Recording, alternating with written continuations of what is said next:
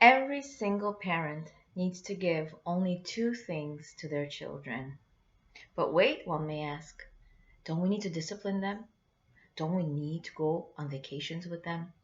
Don't we need to give them things? Don't we need to buy them things?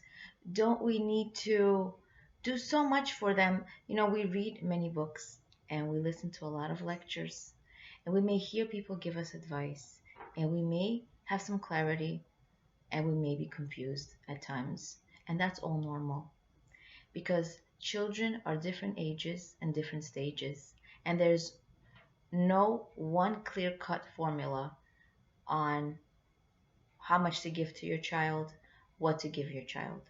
But there's two things that Rabbi Pesach Krohn was told by by Rabbi Wolb from Yerushalayim, and he told Rabbi Pesach Krohn two things to give that every single parent needs to give to their child is time and love. How much time do we give our kids? They're different ages. Sometimes they don't want to spend time with us. And what about love? Sometimes they don't want to be touched. They don't want to be kissed. They don't want to be told, I love you. They don't want to really stand next to us. A friend of mine told me where there was a performance that her child um, performed in, and coming out of the stage, and they were outside, and he said, she wanted to hug him, and he's like, Mom, can we just hug somewhere else when we get home? He didn't want to be seen, and she felt hurt because I want to hug you. I want to tell you how much I love you. And he was a growing teenager. So there's no amount of time, and there's no one way to show the love. However, we must give them time. If we don't give our children time, they're going to spend that time with someone else.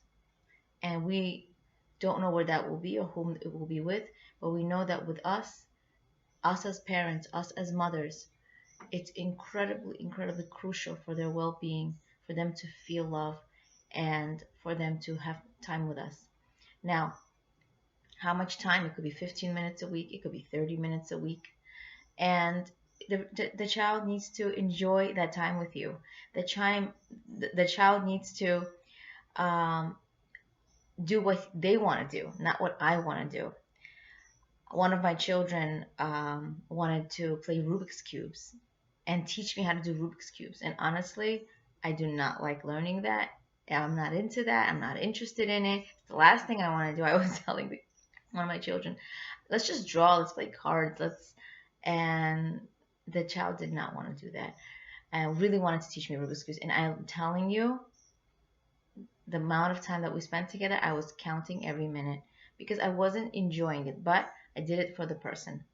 Just like you're talking to your husband, and the husband is listening to you, to your day, even though your husband wasn't there, and even though they didn't experience what you experienced, but you really want them to hear you, and they're paying attention to you, they're listening to you.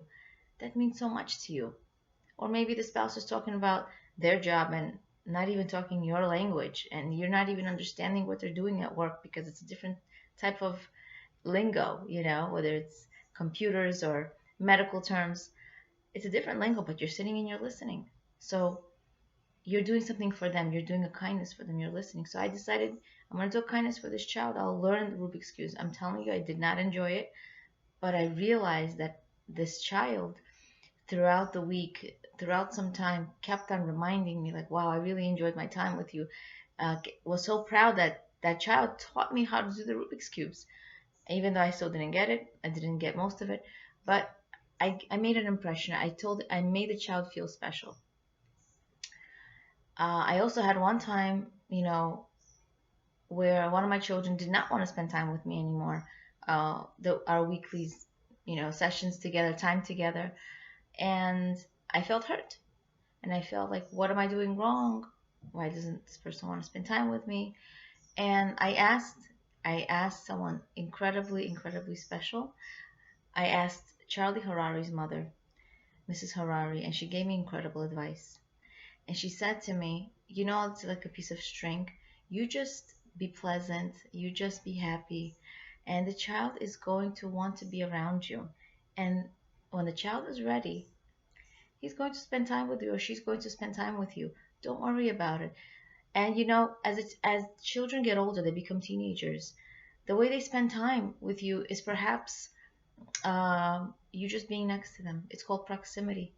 You just standing next to them, watching them, smiling, giving encouragement, maybe asking questions, you know, constantly making them feel good about themselves, being pleasant to be around with.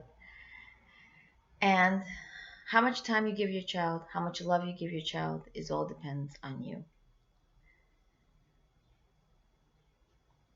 Rabbi Krohn's daughter, what she told him was something phenomenal.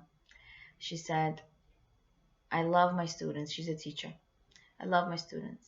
But when I come home, I leave my briefcase in my car so that this way, when I come home, I can hug my children. I can hug my children when I come home. And we want to make our children feel loved, that this is who I'm coming home to. She said, I want to have hands for them. And when she put her kids to bed, after she made dinner, she put them to bed. She went back into the car to get her briefcase because she needs to be a mommy when she comes home. She's not a teacher. She's not the boss. And she's not an employee. She runs her home. She needs to be mother. And there was a Rebbitzin, and her name was she was Rebbitzin Zachava Brunstein, and she told Rabbi Pesach Krohn that after 120 years, if she had 1 hour to come back to this world, what would she do? She said, I would cook for my grandchildren, I would dance with them, I would sing, I would bake a cake. This is what we would do. We as mothers, sometimes we feel that, oh, I need to get the kids out of the house as soon as possible, whether it's camp, whether it's school. I need to have that me time. I need to have, as soon as they're out of the house, I can finally live and do what I want. But honestly, me time is important. Our own emotional well-being, of course, is important. But when I'm constantly feeling that everything I do, I really enjoy, and my purpose is when the kids are not around, it's not a good feeling. I need to know and I need to understand and internalize that my role as a mother and a wife is the most important thing in this world. And if after 120 years, if I was given an hour back, I would come back and continue fulfilling my role. I would not want to sit back and read a book, go on vacation. I wouldn't want to have my ice cream, some extra ice cream. I wouldn't want to enjoy pleasures in this world in that way, but I would want to fulfill my role as a mother and a wife. May we continue to give our children time and love and giving them exactly what they need to create strong connections, strong relationships, loving bonds with our children. Leah Abramov, Being and Becoming.